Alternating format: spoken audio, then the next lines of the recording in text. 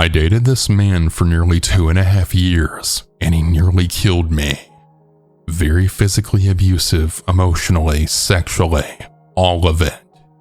The last time he hurt me was because I told him I was moving and I was gonna have a roommate. He didn't like that. He strangled me twice and punched me in the face. I escaped and called the cops, and he got arrested a few days later. Until then, though, he was coaching me on how I needed to go back to law enforcement and state that I hid myself and he didn't really strangle me. That I stopped taking my psychiatric medication and was having a psychotic break that night. At the first hearing, I recanted, and I told the judge all the lies that my ex told me too. The judge believed me and he was set to get released from jail, but he was still under state county hold or something like that. Before he was supposed to get released, I went back to law enforcement after gaining some clarity and told them the truth again, in which another hearing was scheduled. Undoubtedly, my ex was notified the reason why another hearing was being scheduled. He was a gang member. Obviously, I'll not be saying which one, and as previously mentioned, by now I had moved into my new house with my roommate. But before he got arrested, he had asked me where I was moving, and I told him which street corner the house was on very stupidly. Well, my roommate's boyfriend at the time was affiliated as well. Yeah, we were with some real winners, huh? Well, he was apparently notified that my house had been marked by the gang that my ex belonged to, and that showed true. One morning around 6 a.m., my roommate and her boyfriend were sitting in the driveway in her car with the lights off, and I was inside the house asleep. A car then pulled up in front of my house, blocking the driveway, preventing my roommate from pulling her car out. We're still unsure whether or not these people initially knew there were people sitting in my roommate's car. The mystery car sat blocking the driveway for a few minutes before a man got out of the passenger seat and began walking directly up the driveway to my porch. Luckily, my roommate's boyfriend had a gun on him, and once he saw the man walking towards the front door, he got out of my roommate's car and flashed his gun at the man. The man saw it and ran back to the car, which then sped off. Maybe a few weeks later, I had driven to the gas station a few streets over after the sun had gone down. I was getting a vape or something. When I was walking back to my car out of the gas station, a man in the same car that was in front of my house pulled up next to me and started yelling something. I couldn't tell what he was saying before I just yelled back, "Shut the hell up and leave me alone," thinking I was just being randomly catcalled. I got in my car and went to pull out of the gas station, noticing his car was sitting in front of the exit I was going to take and not moving. So I went out a different exit and turned back onto the street my house was on. I looked behind me and I saw him following me. He waited for me to leave before he pulled out behind me and followed me. I started going down different streets and he kept tailing. So eventually I freaked out and sped up real fast and made a quick impulsive turn that threw him off my track. I didn't go home. Another day I came home from work and I saw that the window in our dining room that looks out to the backyard had been tampered with from the outside. It had a screen secured to it so that the window may be opened, and the screen had been ripped off. We reattached it and tried to rip it off ourselves, and it was hard. My roommate's boyfriend was able to, but we weren't strong enough. It would have taken a lot of effort to get that screen off. Last instance, my roommate's boyfriend and his friend had left our house to go on a walk. When they came back, as they were walking back up to my house, they saw two men peeking through the other dining room window trying to see inside. They noticed my roommate's boyfriend as he started yelling at them, asking what the hell they were doing, and they then scurried away.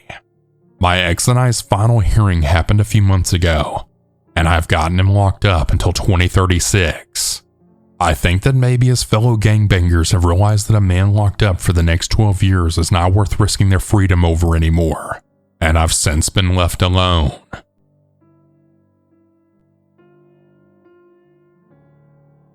Hey everyone, this all happened yesterday and I'm still very anxious about the whole situation. Well, I was sitting with my boyfriend and my 4-month-old daughter on the train to Paris. On each side were 4 seats, and my boyfriend and I were on the side, and on the other side was a man in his 50s. From the very beginning, he's acting a bit weird, mumbling stuff and so on. but I just ignored him as I was a bit exhausted from the travel. He smiles seeing my daughter, and he says something in French. Then I hear a noise like someone's taking a picture. I was surprised, and I thought it was the grandma sitting on the side near the man taking a picture. So I let it pass because I know that especially grandmas go crazy whenever they see babies, and this might just be like an innocent picture. But then my boyfriend who's in front of me tells me that it was the man, and he's visibly uncomfortable. I also started to feel a bit unwell because he was very creepy. Then my baby starts crying, and after trying to calm her down, I give her to my boyfriend also to try and find out what she needs. Then the man just takes another picture of our daughter. My boyfriend confronted him and asked him if he's taking pictures. He said no, but clearly he was. He said that he was calling his sister, but it didn't look like he was calling anyone. It looked like he was taking a photo. He was looking behind the phone, turned in the direction of my daughter, and after a few seconds, every time checking the phone and doing it again. Then he showed a random chat to prove that he didn't do anything. He said that if my boyfriend had a problem, then they would talk at the train station in Paris. I then asked myself why he didn't just show us his gallery with all the pictures. This was strange to me. Then he said he was just taking pictures of himself, taking selfies. Time passes and then he starts doing it again. At this point, I leave with my daughter and go to find a person who controls our tickets to ask to change seats and tell them what's happening. They gave us some new seats very far away from our old ones and away from the creepy old man. We describe the man and they tell us they'll handle it. Then we see the man coming our way. He goes to the bathroom near us, although he shouldn't have had to go that far from his seat. I once again get creeped out. It was as if he was looking for us, looking for where we were at. The ticket collector goes after him and asks him what he's doing there. I don't know what he said, but his gestures were weird. Then he goes back, I guess, to his seat. After a while, though, he comes back and goes near us, and this happens like 5 times. I was terrified. He had a little purse with him too, and my imagination went crazy. The ticket collector went after him every time and asked him if he was looking for something and warned him to stop. What was this guy doing? Why was he being such a creep? After we arrived at the station, we ran like crazy to catch another train quickly because we were really scared that he was actually following us, and we didn't want to have to deal with him at the next train. Today, my best friend and I, who are both 18-year-old females, went to see the new Alien Romulus movie. And while the film was as thrilling and terrifying as we had hoped, something else overshadowed our experience. A man who sat directly behind us. We first noticed him as we approached the theater. He stood out immediately, dressed in an old-fashioned brown suit with a blue dress shirt. I'm not exactly a fashion expert, but his outfit was unusual. Certainly not red carpet fancy, but fancy enough to where it makes people dressed in a baggy t-shirt and jean shorts look bad in comparison. As we got closer, he had turned his head and stared at us, making no effort to hide it, and he kept staring until we entered the building. It set off alarm bells in both of us. Inside, while my friend ordered a mini pizza at the concession stand, she noticed the man had come in, got behind us, and continued to stare. I was too distracted by movie posters to notice at the time, but she made direct eye contact with him. When we got our food, we headed to the ticket booth. The process was manual, and while we were figuring out which theater house was ours, I noticed the man was again behind us, just watching. It struck me as odd, especially since he got his popcorn before we even got our pizza, but my mind didn't want to assume the worst. We eventually found our seats in a theater that wasn't very crowded. Only a few couples were sitting higher up while we chose seats near the railing. Despite plenty of rows, the man chose to sit directly behind us. At first, I tried to brush it off, thinking that maybe he didn't want to sit alone or wanted to feel young again by being near some young ladies who had exaggerated reactions to jump scares, which we did. The man kept getting up and leaving the theater, sometimes for shorter periods, other times for longer. I could hear him grunting or sipping his drink, though I never heard him eat his popcorn at all. Thankfully, because I really hate chewing noises. Occasionally, it felt like he was staring at us whenever he returned, and once when I turned my head slightly, it seemed like he was. As the movie neared its end, my anxiety peaked and I couldn't handle it. My heart was already racing from the suspense on screen and the growing paranoia. I decided I wanted to leave, and it seemed my friend felt the same way as she immediately got up when I did. We were the first people out of the entire theater to make a move to leave. My friend and I noticed that the very moment we stood up to leave, the man did as well. As we made our way down the stairs opposite to the one he took, we noticed the man standing by a stairwell just staring at us. He could have left before us, but he waited. When we passed him, he followed after us. As we walked down the hallway leading to the exit, I tried to play it cool, making casual comments about the movie to avoid looking alarmed. My friend was too freaked out to respond, but I kept talking until we reached a corner where she suddenly bolted for the front doors. I followed, walking quickly, pretending to be on the phone and holding my car keys. Once outside, we sprinted to her car, both of us shaking with fear. We decided to go to a nearby store instead of heading home right away. As we pulled off into the road, I looked back and saw a truck moving about around the area we were at in the parking lot.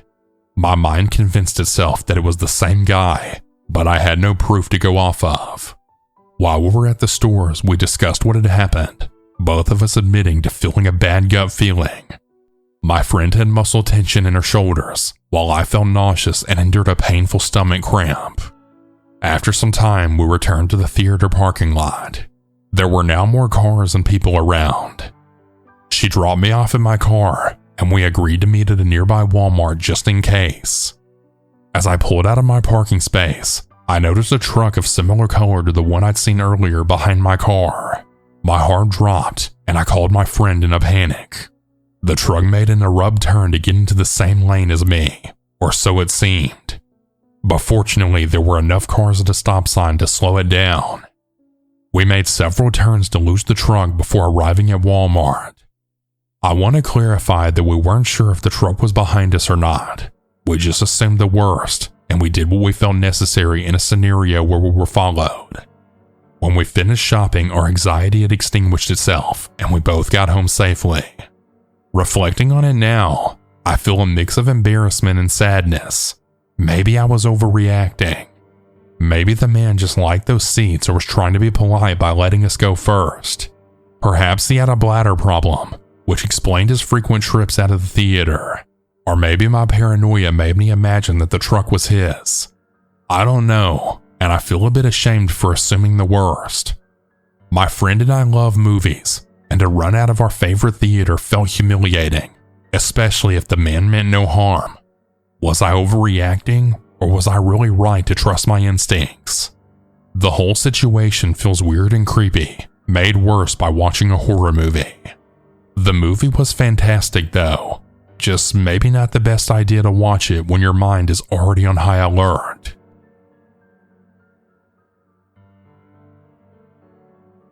This happened in 2014 to 2015. I'm a female and I was about 20 years old. I'll give you some context before letting you know what happened. I was studying in a lovely seaside city in France, and everyone was cycling all the time. Cycling to school, to work, to parties, you get it. It was a very safe place full of tourists and students. I lived and studied in this city between 2012 and 2015.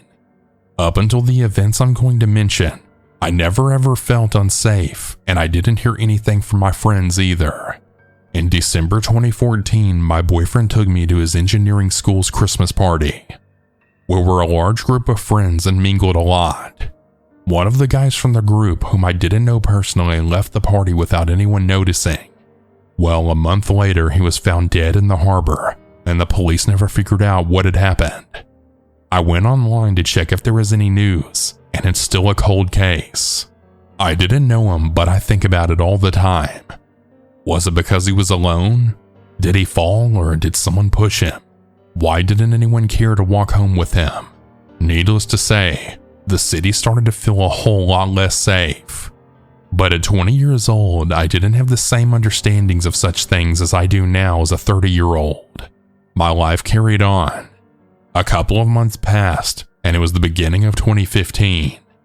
A friend was assaulted badly while cycling back home after a party.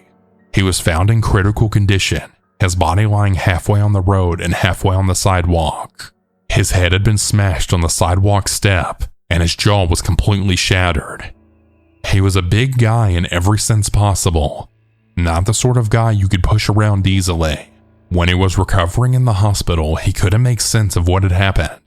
He had no idea why he was attacked on his bike. The police didn't find the suspects. 2 students my age in the same friend circles were brutally assaulted for no reason. I still cycled everywhere because I had no other choice. I lived 8 kilometers away from my school, and I didn't have any other means of transportation. This meant that I cycled approximately 16 to 20 kilometers every day, and I'd been doing it since 2012. We're in the spring of 2015, and I'm cycling back home from a party with my boyfriend. I have had a few drinks, but I'm not drunk. I'm just tired. My boyfriend is annoying me because he's not waiting for me, and the distance between us keeps getting bigger. Suddenly, someone jumps on me. He appears from nowhere and kicks my bike to the ground. I've been cycling so much, and I'm used to the bike. I let it fall between my legs, but I don't fall. I resist and stand up. It's a man. I reach for my bike, which is now on the ground, with my left hand. I'm trying to get a hold of the handlebars. He kicks me, then my hand. He kicks again and again, but I'm already holding the handlebars. It hurts, but I'm lifting the bike. He says something, but I don't hear it. I see my boyfriend looking at me. He's a bit far away, but he stops cycling. He's going to help me. The man will see that I'm not alone. I'm still standing and lifting my bike. It's been maybe 2 or 3 seconds since the man jumped on me. My boyfriend is looking at me, then he turns his back. My heart drops. He starts pedaling away. It's the dead of night, and there's no one else. I'm on my own. The man keeps kicking. He wants me to let go. My hand looks blue, but my grip is strong. I think about the other 2 students. They give me strength. I think about my boyfriend. The sight of him cycling away fills me with pure rage. I'll use this rage. The man is holding some kind of glass in his hand. I grab it with my free hand and then smash it into his face. I'm doing it. I'm furious. I'm getting the bike up. Surely the glass had alcohol in it because it burns his eyes. I have a split second to launch myself and start pedaling away. He can't reach my hand anymore, so he kicks my bike one more time. I stand strong on the pedals. He tries to chase me, but I'm faster. I pedal until I can no longer breathe. I pedal until I feel numb. That night, I know that I escaped something terrible. Due to the stress, I can't describe the man. I'll never know for sure if my experience was linked to the other attacks. However, we were all walking and cycling on the same route. 10 years later, and I can still remember the look on my ex-boyfriend's face when he turned his back on me.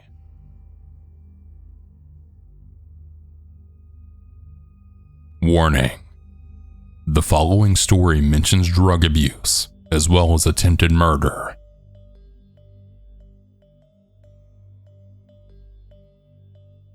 This is a story I have wanted to tell for a long time. Yes, it's very long. It's as long as it needs to be to say what I need to say. I've included a too long don't read at the bottom. This took place between 1995 and 2002. Everyone has had a bad friend, or maybe even 2. I had an epically bad friend.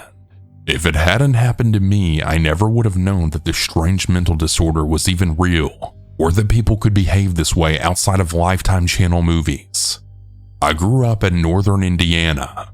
I went to a large high school in the mid-90s, and in my senior year I met another student named Hannah who had recently transferred from the main local Catholic high school in the area. It was unusual to transition so late from private to public school. Hannah said that she had been expelled because of a fight with another student over some stupid drama about a boy. She said that the other girl had made allegations against her and accused her of attacking her. Whatever had happened, the police had been contacted and she had a restraining order placed on her by the other girl.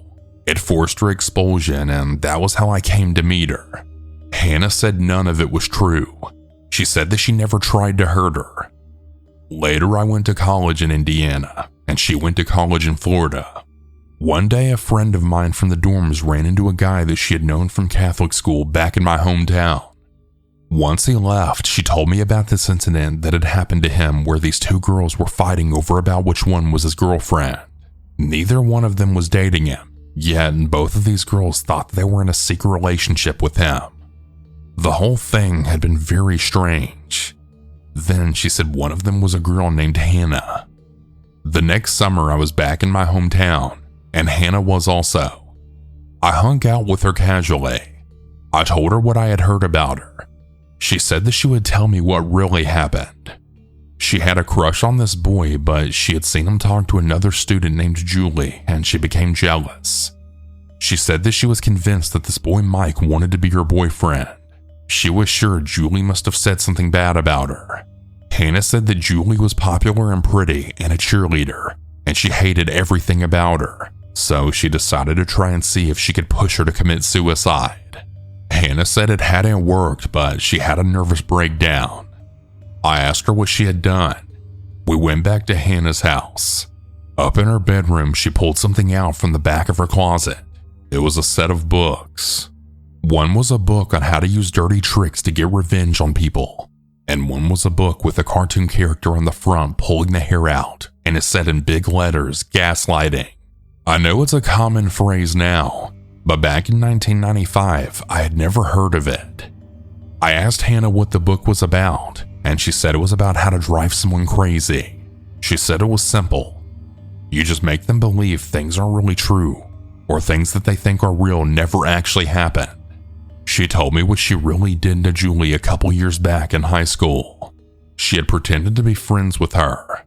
She got her phone number, and then she had started making these anonymous phone calls to her. This would have been way before cell phones were common, by the way. She had a friend from her church who had a crush on her, and she would trade sexual favors with him in exchange for him pretending to be Mike on the phone. He would get a blowjob for every time he did this for Hannah. Fake Mike would tell Julie not to talk in school so they could keep things private. Hannah would put notes in her locker and sign Mike's name to them. Fake Mike would make plans to meet Julie at the mall or movies and then never shows up. It sounds very stupid, but they would have been 14 or 15-year-old girls when this happened. Hannah said that she had done something really embarrassing, but that it had worked. She had a mixtape and she would whisper nasty little phrases like, "You want to die? You should kill yourself," between songs, and played it in her bedroom whenever Julie was over. Obviously, she commented on it, and Hannah sat there with a straight face and said she didn't hear anything and had no idea what she was talking about. She had set it up with her brother earlier and had asked him to help her play the prank on her friend. He came into her bedroom and said that he couldn't hear anything, and then turned around and told Julie that she must be crazy and hearing things. Julie's parents decided to confront this boy and his family about his behavior towards their daughter. He had no idea what was going on. Because her parents had confronted this boy about something he was never doing, Julie had been publicly humiliated at her high school, and everyone was talking about how she was crazy. Hannah loved every bit of it, until Julie's parents got their phone bill and decided to give it a look. Mike had not been calling their house, but somebody had been. They had numerous anonymous phone calls. They checked it out and found out they were all coming from Hannah's home phone number. Julie confronted Hannah about it at school, and that was when something violent happened between the two of them in the stairwell. Julie said Hannah had started screaming at her that Mike was her secret boyfriend. Hannah was very angry about that. She said that Julie had made that part up to try and get back at her and embarrass her for what she had done. She said Julie was exaggerating about what happened in the stairwell, and it had been an accident. She said she was never trying to push her over the railing. She had just merely bumped into her. Hannah wasn't embarrassed about it. She was proud of it. The only thing that had upset her was that she had been caught. But she said that most of the people at her Catholic school still thought that Julie was crazy, so she considered it something of a victory. Hannah didn't have anything to say in her defense, just that when she liked a boy, she would do anything to be with them. That summer, Hannah started dating a guy named Derek. Every time I saw her, she told me tales about their wild and crazy sex life and how much he was in love with her. Hannah said it was a secret affair and they were sneaking around behind his girlfriend's back. We saw him once at a party and he screamed at Hannah to stay away from him and to leave him and his girl alone. Someone had been making strange anonymous calls to him and his girlfriend. He paid to have the number traced back and found out it was Hannah.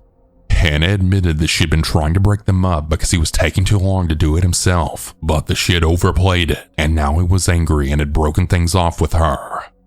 She was depressed after Derek, so I took her out to a bar. Hannah started flirting with this much older guy in his 40s who was just sitting by himself. She had recently purchased a cell phone. Now, this would have been in 96 or 97 when they were still kind of new and novel. The next thing I know, she had this phone out and I thought she was giving this old guy her phone number. Instead though, he asked her what she wanted him to say. She typed a phone number in, handed the guy her phone, and he had made disgusting comments to whoever answered about how he was having sex with the guy's girlfriend and also commenting on what a whore she was. He hung up and started laughing and then handed the phone back to Hannah. Hannah gave him a $20 bill and said the girl was a bitch and deserved it for stealing her boyfriend. She was paying complete strangers to anonymously call people that she hated on her cell phone and recite some prearranged script to spread rumors about them. I ran into a mutual friend later in the summer and mentioned that Derek had broken things off with Hannah. She gave me a very funny look and said that maybe there had never been any relationship to break off. Well, a year later, we were both temporarily living back with our parents and sort of adrift. Hannah had been kicked out of her dorm room over an accusation made by another student and had never completed her degree. She had started hanging out with some old friends from high school. One of those former high school friends was a young woman named Kelly who Hannah had been pretty good friends with. Something had happened between the two of them because Hannah went on and on about how much she hated her now. It had something to do with Kelly's new boyfriend, Dan. Hannah insisted that she was using him in some bizarre plot to make another man jealous and was worried that she would hurt him because she had found out about an STD that she had had. I drove by her house one night and there were 2 police cars out front. I went home and called her and she said she couldn't talk. I then went over and saw her the next day. I thought that their house had been robbed or something. No, the police had been there to talk to her about an incident that had been reported. Hannah was upset. She said that she had to tell the police that she had smoked weed and had gotten high because Kelly had made an accusation against her. Hannah said it was an accident and a misunderstanding. Hannah swore she hadn't been trying to hurt her.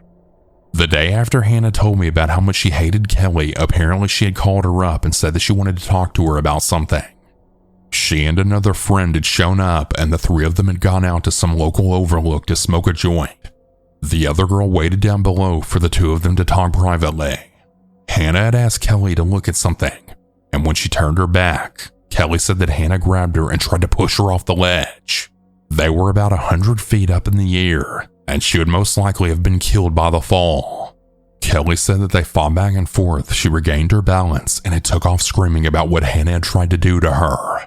Of course, Hannah said it was all a misunderstanding. It was an accident. She had been trying to show her something, but then realized she had lost her balance because she was high from the marijuana, and it grabbed Kelly to stabilize herself, not push her off the edge. She said Kelly had almost fallen off because she had hysterically overreacted. Kelly had been very upset and insisted that Hannah had done it on purpose, and she said that it was because she was jealous over her relationship with Dan. She said that it was obvious to everyone that Hannah was obsessed with him. What Kelly had not done, however, was tell the police that they had smoked a joint right before this happened, and when Hannah did, the police said that they didn't have enough evidence for any kind of case. They weren't happy with Kelly for omitting that part of the account. That was it for Hannah and most of her high school friends, or at least for a couple of years. Kelly stuck to her version of what happened, and her friends sided with her. People began talking about the strange rumors that had followed Hannah around since high school. I thought it was suspicious, but I couldn't bring myself to believe that she had actually tried to kill another woman. I thought that sort of thing only happened in the movies, not small towns in Indiana. I did not, however, want to be friends with her. She was an embarrassment to be around. She had almost no friends left in town at that point. She called me up to tell me that she had decided she needed a change and she was going to pursue a different career and move to Minneapolis to make that happen. She moved in 1998, and I honestly thought that I would never see her again. I really wish I hadn't. She called me about a year and a half later. She said that she was doing really well and that the move had been good for her. She said that she had made new friends and had met a boy and was completely in love. She said this was the guy she was going to marry. His name was Dan, and she told me he was the guy that had gotten her interested in punk rock and heroin.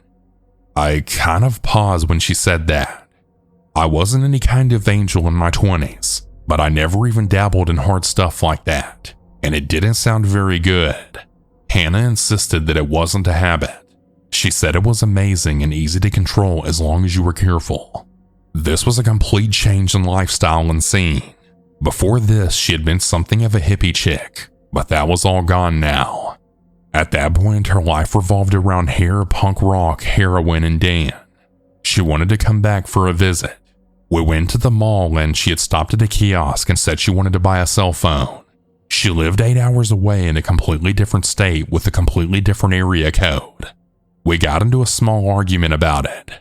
Back in 2000, cell phones were purchased and billed from your local area code, and you paid through the nose if you were roaming.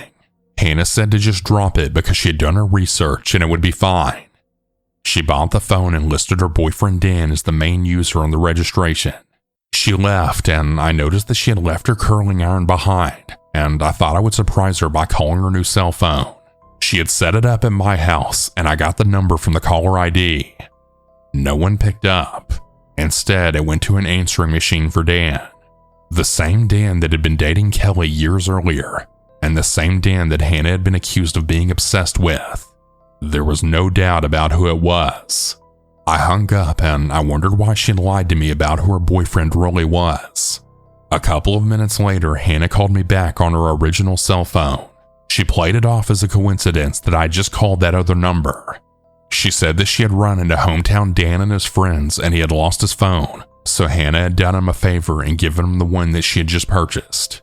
I said how strange it was that she would buy a phone for her boyfriend Dan, only to run into someone else with the same name and give it away instead. Dan's real name is very common, probably one of the most common names for men of my generation, and Hannah joked about how many different people she knew with that same exact name. A couple of months later, she called. She wanted to visit again in the summer. No matter what she said about being in control of the heroin use, it was very obvious that it had become a full-fledged habit. Things had really taken a turn in her life. Her boyfriend Dan had moved to Chicago. Hannah said that he was still in love with her and they were still together, but that something had happened with his ex-girlfriend, and they were taking a break and only seeing one another privately. Hannah said he was trying to protect her. According to Hannah, his ex-girlfriend had refused to accept their breakup and had been stalking Dan for months. It was one of the reasons he had moved. She had taken an overdose of heroin and had tried to commit suicide when she found out that Hannah and Dan were together. That was the reason that they had decided that they had to keep their relationship secret. That was why Hannah was really in town. He was going to be coming later to join her, and they had set up a get-together. I wanted to meet him, but Hannah said that he wouldn't act like her boyfriend when other people were around. I started to question her. She got angry and said she wouldn't let me meet him because I wouldn't understand their relationship. We got into a fight. I ordered her out of my house and made it clear that I wanted nothing to do with her. Her mother called me about a year later. She said that Hannah was living with them in Atlanta because something very bad had happened in Minneapolis. Hannah didn't have any friends left. Her mother straight up begged me to please forgive her so she could have someone to talk to. She said that Hannah had spent 3 months in rehab and was off the heroin, but emotionally not doing that well.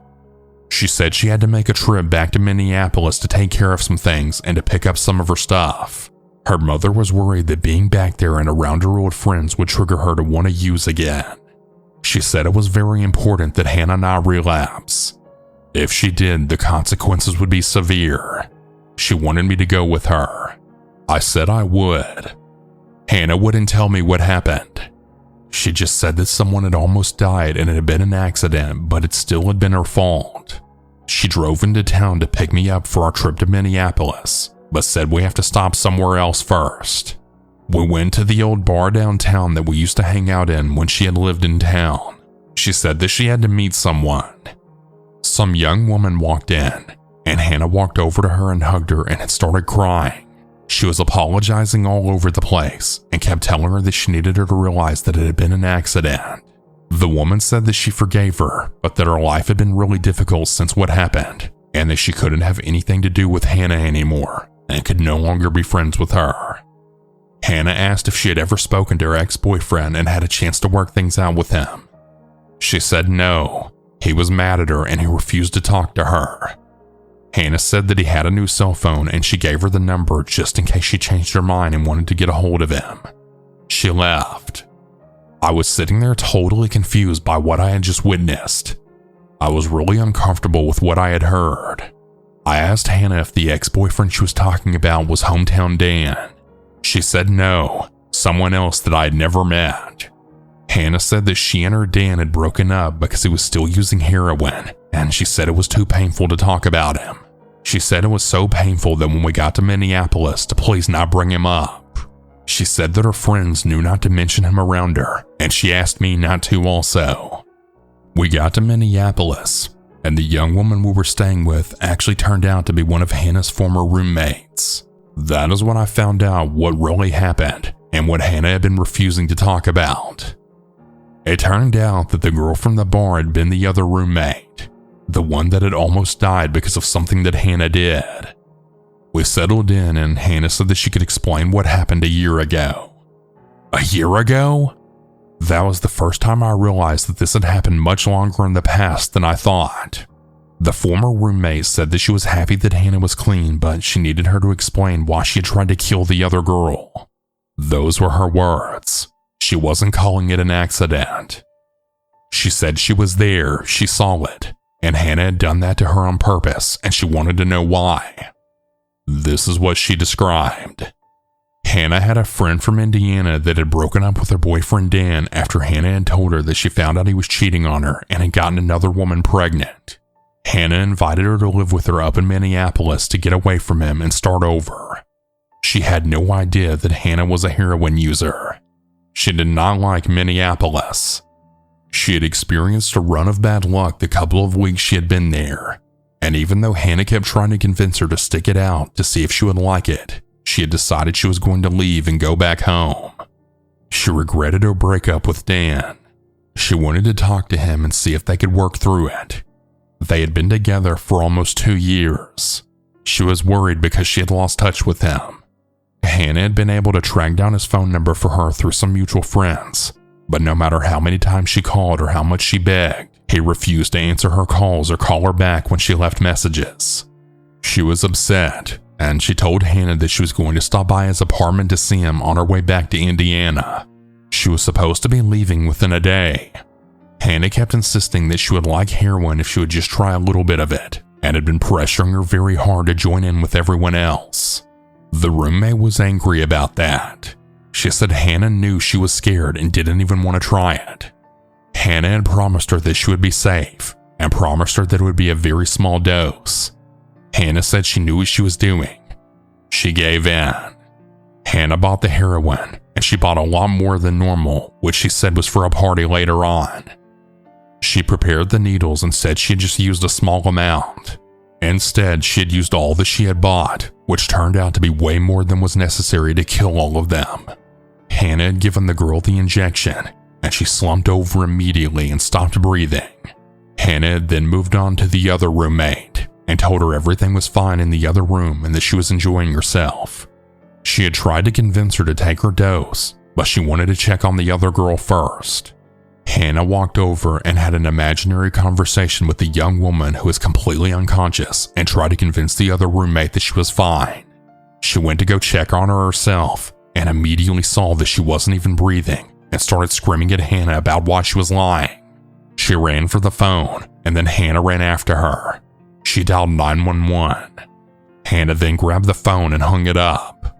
They called back and she said it had been a mistake and they were fine. Hannah wouldn't let her near the phone and kept trying to tell her that she was being hysterical and that everything was okay. Hannah tried to pin her down and force the needle on her, and she fought back and ran out of the apartment and down the hall to a neighbor's. That's when they then called 911. When the paramedics got there, the girl was clinically dead. They worked on her and got a heartbeat, and then transferred her to a local hospital in a comatose-like state. She lived, but for a while it really wasn't clear if she would pull through. Hannah told the police she didn't know why she had done it. After talking with a lawyer, she said it was because of heroin psychosis, and that she had been temporarily insane at the time. She agreed to a long-term rehab stay and a year of drug testing and probation.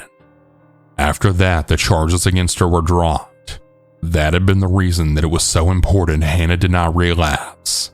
She would have been looking at prison time. Hannah said it had been a strange temporary hallucination that had caused her behavior, and that she had never meant to hurt her, and that the whole thing had just been an accident and a misunderstanding. The same excuse she always had. I'm going to spell this out since the morons who work for the Minneapolis Police Department were too stupid to realize this 20 years ago. Hannah was obsessed with this girl's boyfriend, Dan. She had been obsessed with him for years. She had developed a detailed and deranged fantasy that the two of them were in a secret relationship together, because she has a peculiar and somewhat rare psychiatric condition called erotomania, or also referred to as de Clerambault syndrome. She believed that this young woman was standing in the way of their romance, and so she ingratiated herself to her and pretended to be her friend so that she could find a way to get close enough to get her out of the way. She successfully managed to spread rumors and interfere in their relationship enough that the two of them broke up, and then Hannah invited this young woman to Minneapolis to isolate her from her other friends and control what information she had access to. This was the year 2000. We didn't have text messages or Facebook back then for keeping in touch with people. She lulled her into a false sense of friendship and security so she could manipulate her and get close enough to her to hurt her. When she realized she was still in love with Dan and wanted to talk to him, Hannah realized that she would eventually find out that the rumors she had been told were not true and that Hannah was the source. She purchased a cell phone in Indiana and made a recording of Dan's answering machine message so she could impersonate him on the phone, and so the young woman would believe she was in contact with him. She never knew that Dan never received the messages. Hannah was using that to spy on her. When she said she was going back home and show up and see if Dan would talk to her in person, Hannah knew that meant that she would find out she had given her a fake phone number, and that she had gone to extreme lengths to prevent her from speaking to him, and it would have been obvious why. She tried to talk to her into trying heroin because she planned on killing her and her other roommate because that would be a good way to make it appear to be an accident. Hannah was about to have her obsessions with Dan, her delusional beliefs about him, and her bizarre mental disorder exposed, and she knew that. She knew for at least a day or more before the incident, which is why it's clear that her actions were premeditated, because her motive was. All of this would have been remarkably easy to figure out if the police had contacted Dan, and if they had taken a look at Hannah's phone records. Phone harassment has always been her favorite hobby. Instead, they treated it just like the other 999 overdoses that they have to respond every month, and just gave Hannah the old rehab or prison option. Since her family could afford a lawyer and a 3-month rehab stay, that was the option she took. The police never investigated her for anything, never contacted the man Dan at the center of this, and never took any serious look into her background. It wasn't an accident, it was an attempted murder, and a pretty easy one to prove at that. Instead, the police totally dropped the ball, and because of their incompetence, she was allowed to completely get away with it. By the way, just in case any idiots who work for the Minneapolis Police Department ever hear this, there is no statute of limitations on first-degree attempted murder. At the time, I didn't know any of this. I was trying to act as a support system for a former friend who was suicidal on the cusp of a heroin relapse. I was suspicious, but anytime I asked Hannah questions, she said it was too painful to talk about, or would guilt trip me about not respecting her boundaries. She had sworn to me that this young woman had never been in any relationship with the Dan from our hometown that she had known years earlier. I returned to Indiana, and Hannah returned to her parents in Atlanta, and I didn't talk to her for a while. She called later and wanted to visit her old hometown again. Once again, I let her stay with me. We ran into Dan. He had moved to Chicago, but just happened to be back in town that very weekend. I hadn't seen him in years. Hannah had contacted him to get together. She spent the whole afternoon trying to pull him aside to talk to him, but instead he made it clear that he had only showed up because he wanted to see me. He had broken up with Kelly years earlier, but I thought he had a long-term girlfriend since then. Dan said that she had left him a year ago and just disappeared. He had called her repeatedly, but she had completely cut him off. He was nice to me. He was handsome. He was a lot of fun to be around, and he asked me out. We had made plans to meet up the next day. I saw him at the bar, and he turned around and walked out the door and wouldn't even look at me. I was really upset and confused. Hannah was super sympathetic. She apologized for not telling me what he was like and said that he had this weird thing with lying to girls and playing with their emotions by pretending to like them. It wasn't like I had never been lied to by a boy before, but this felt strange. A week later, my student loan came through, and I decided to go back to college and finish my degree. I moved a couple hours away. The first person that called me was Hannah. Once again, she wanted to come visit me. She insisted that she had gone out and got me a surprise, and she needed to give it to me in person. She said that she had something really important to talk to me about, and she said that it would sound weird, but she had asked me to promise her that I wouldn't tell anyone that she was coming to see me. I humored her. She showed up at my apartment, and when she walked in, the first thing she asked me is if I had told anyone she would be there. At first, I said no. She said that she had something for me, and then reached into her purse. She paused and she said she wanted to make sure that no one knew she was there. I was frustrated, and I kind of offhand said that no one besides my mom and best friend knew. Hannah got furious. She was angry that I had told anyone she would be there and refused to show me what she had brought as a surprise for me.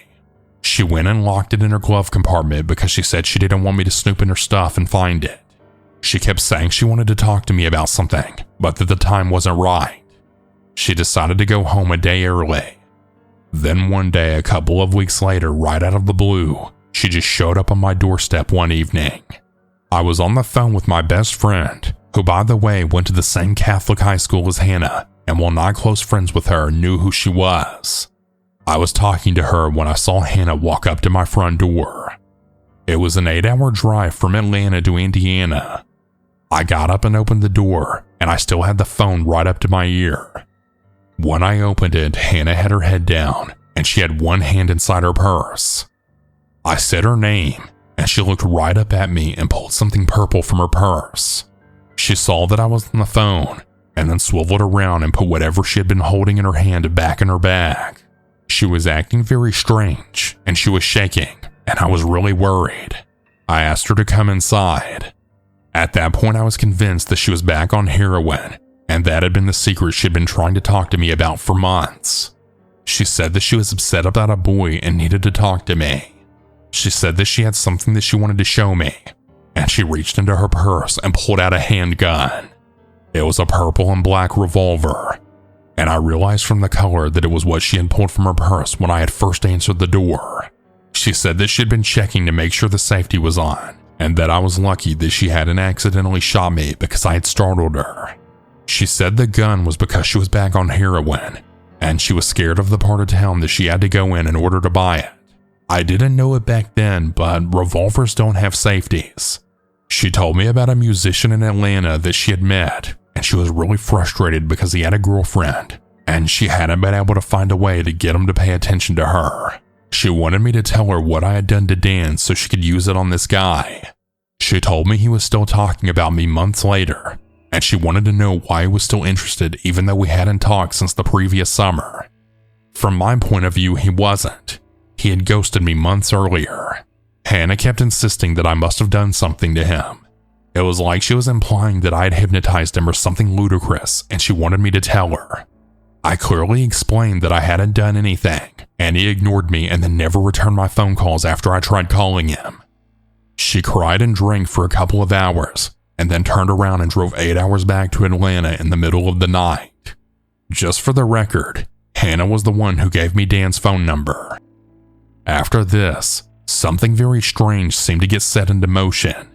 I got a phone call from an anonymous number, and when I answered, it was Hannah who said someone wanted to talk to me, and she then flipped me over to a three-way call with someone else. It was Dan's roommate and best friend in Chicago, and he started screaming at me, asking me why I was playing games with Dan and messing with him. He said he was going out of his mind and that I needed to call him back and stop whatever it was that I had been doing to him. I told him that I didn't know what he was talking about. Dan had never called me and that I tried to call him back. Then we were disconnected. Then another anonymous call that was really Hannah with another three-way call and another group of boys who started yelling at me and telling me they would kill me for what I had done to Dan. Then another disconnected line before I could ask them what they were talking about. Then I called Hannah to find out what the hell was going on. It was the craziest and most disturbing conversation I had ever had with another person. At first, she just kept saying that I heard Dan and I could never talk to him again or have any contact with him. None of it made any sense since this was about a guy that had refused to return any of my phone calls and had ignored me for months. Hannah started getting very upset and kept saying that I knew what I had done. I just wouldn't admit it. She said that Dan hated me and never wanted anything to do with me, but that I was doing things to him to make him say that and pretend that he liked me instead of her. I genuinely had no idea what the hell was going on. She said that Dan was her secret boyfriend and that he was in love with her and had been in love with her for years. She said that the two of them had been together since they were teenagers and that I knew it but was pretending not to. I asked her how she could have been his girlfriend when I knew of other girls he had dated. She started screeching that those weren't real relationships. He was only pretending to like them. When he talked about them, he was really talking about her, but other people kept doing things to him so that he couldn't tell her directly how he felt, but that she knew. She insisted that he found ways to let her know that he was really thinking about her. She said that all of his friends respected their privacy, which is why they would play along whenever he pretended he was dating other people. She kept insisting that he was in love with her and no one else. She said that she was sick of people pretending to be her friend and then stabbing her in the back by going after her boyfriend, and she would not put up with anyone coming between them, and she would not let anyone hurt him. She said I was forcing him to forget how he really felt, and that it hurt him not to be with her, and she wouldn't let me hurt him. I realized that she wasn't making any sense, and she was totally psychotic. I told her to never contact me again, and I hung up. All I could think about was how she had pulled a gun out of her purse the last time she'd shown up in my apartment by surprise. She had given a fatal overdose of heroin to another woman and had been accused by another of luring them to a ledge and trying to push her off. The one thing we all had in common was Dan. I called the number that I had for Dan. It was disconnected. I thought about that weird situation with the cell phone she had purchased a couple of years earlier. I found that old number in my address book and called it, except this time it wasn't Dan's voice on the answering machine. It was mine. The psycho bitch had made a recording of my voicemail and had put it on a cell phone that she owned. And once I discovered that, well, pretty much everything fell very clearly into place. That was what had happened to that girl in Minneapolis, and that's why Dan had spent the last several months thinking he was contacting me. There was no relationship with Dan. It was all in Hannah's head, and she was frantically trying to keep the other women away from him to protect her fantasy from imploding. Hannah is psychotic. It's a mental disorder called erotomania, and it's the fixed delusional belief that another person is secretly in love with you. Not everyone who has it will be violent, but some people are. In some cases, other people are used in strange psychotic dramas and vicious smear campaigns that are aimed at trying to rearrange reality so that it conforms with the delusions inside of their head. The people that are perceived as standing in their way can be victims of extreme violence. Hannah showed up the next day at my apartment screaming at me to let her in, and I was getting ready to call the police when she started crying and saying that Dan had killed himself, and then she walked away, and that was the last time I ever saw her. I spoke to my parents, who told me that I had received several phone calls to their house from people letting me know the same thing. I changed my phone number to keep her from contacting me. I contacted the police in Indiana, who said if she showed up again, they would arrest her for felony intimidation, but not for anything she had done months prior. I contacted the police in Minneapolis, but I knew very little information. Only Hannah's name, not where or when it had happened. I asked repeatedly to please be allowed to speak to someone, but the woman on the phone said they weren't interested in talking to me.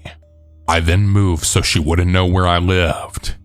I cut myself off from anyone from my hometown who I thought might know her, so nothing could ever get back to her about where I lived. The last I heard from her, she was stalking some new guy down in Atlanta. I would have been more than happy to meet the bitch in a courtroom, but unfortunately the law is nothing like you see on TV. So unless I ever have the privilege of sitting in on her sentencing hearing, Hannah from Indiana, I pray to God that I don't ever hear from you ever again. Hey everyone, that's about it for today's stories. If you have your own story that you would like to send, you can send it in at southerncannibal.com, or you can email it at southerncannibalstories@gmail.com. I look forward to telling your story. Have a good night or good day, everyone. And remember to always